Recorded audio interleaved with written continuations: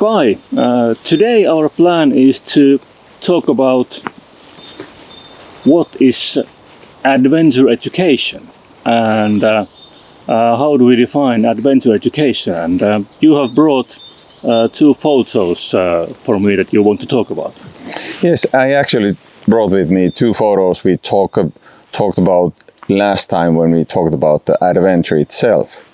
But so you see the photos, so what do you think about these photos? Are they educational? Can you see the education in those pictures?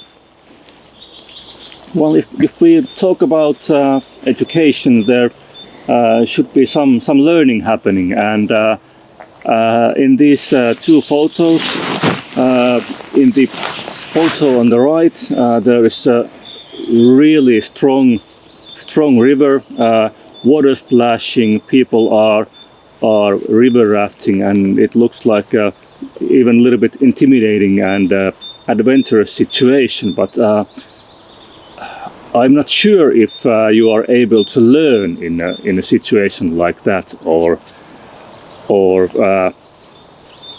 is there learning happening there? It looks more like extreme sports to me. And then again, in the photo in the right, there are people going kayaking and canoeing, and it looks like there could be some guides there. So to me, the photo on the left looks like it could be more of an educational situation where there's learning happening. Yeah, Tero, I can see your point there. When I look at the pictures, I can actually see the educational side in those both pictures. But maybe we have to first define a little bit what is adventure education. So adventure education is actually, it is an adventure, but it's goal-oriented adventure. So when some instructor or guide leads a group into the adventure, there is always this educational goal present. So if you look at the pictures, when you see the picture on the left, it's kind of a calm and nice picture. So clearly that's the first time. So what is the goal in that situation? It could be entering the new world unknown, when you have to control your feelings a little bit. You talk about the excitement afterwards, that you manage well. Maybe it's about the teamwork you start with, supporting, asking help from the other ones, and that's the important thing for the individuals in the group. So it's clearly educational. But when we look at the river rafting picture, the environment is far more challenging. So you have to concentrate a lot.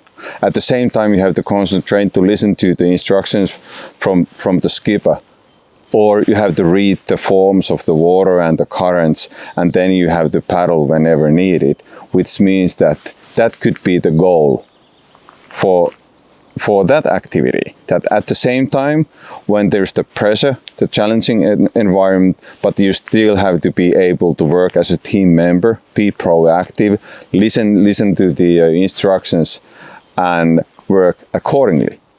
So that's actually the one thing that separates the adventure from the adventure education.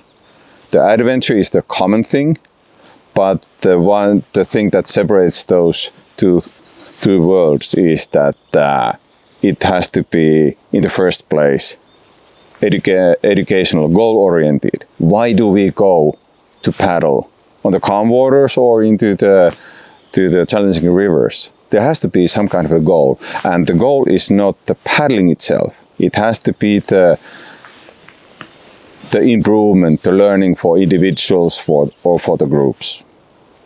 That's adventure education. Okay, I see. So depending on what kind of educational goals you have, these both pictures can be adventure education. There can be learning happening. It's a little bit different, probably the learning goals in these both photos, but they both can be and are adventure education.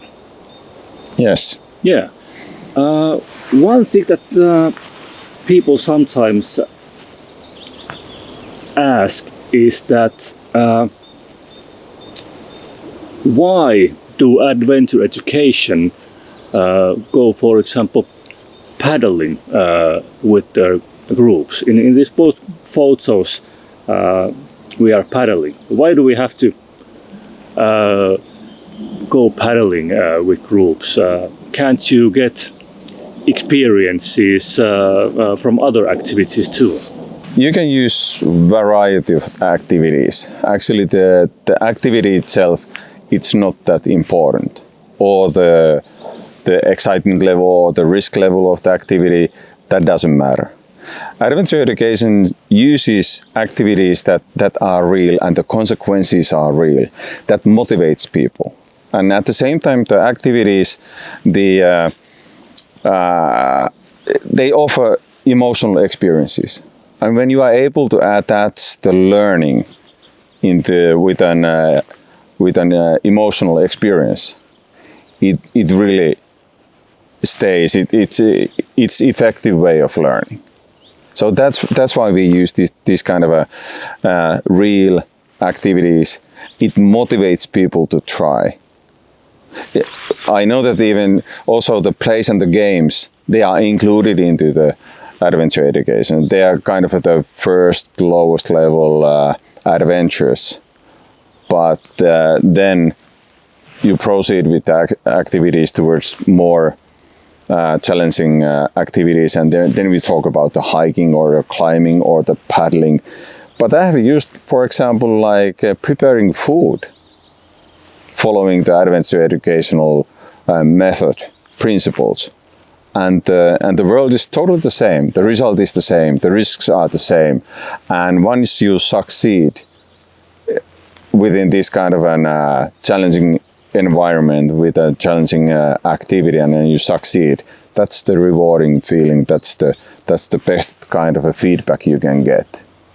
I see. So adventure education, it doesn't necessarily have to be an extreme activity or paddling. It can be a lot of things where experience and learning happens, and it's goal-oriented learning. But let's get back to these two pictures again. So we defined that both of these photos, they can be educational, they can be adventure education, but there are very different type of learning goals in these photos, and they are kind of two totally separate situations from each other, and there's no common denominator between them, or there's nothing in common with them. Yes and no. So it depends how you plan your program. And I'd like to add one very important element into this one, and it is the process. So these two pictures, they could represent two different programs.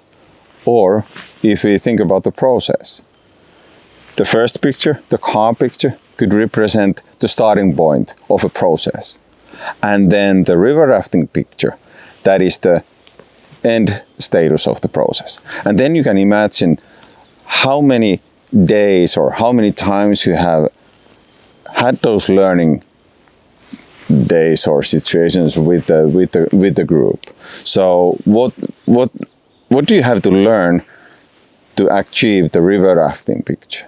So there's a lot of learning in between, and I don't mean not necessarily only the paddling skills. I talk about like team working skills, which are very important, for example, in a working life. So that unites those two pictures. The process is very important. So very, very seldom adventure education is only like a one-time activity only. It's a series of goal-oriented activities leading into the goal. To sum up our discussion about these two photos and adventure, is that both of these photos, they can be either adventure or adventure education, and what is common between adventure and adventure education is that they are both activity based and there are experiences involved. But when you go for an adventure, it's only the experiences that you are after. But when we talk about adventure education, we talk about goal-oriented, planned learning processes, and usually they are like long-term processes, not 2 hours of exciting river rafting or something like that, but they are long-term, planned, goal-oriented processes with clear learning goals. Yes, Tero, you got the point precisely like that.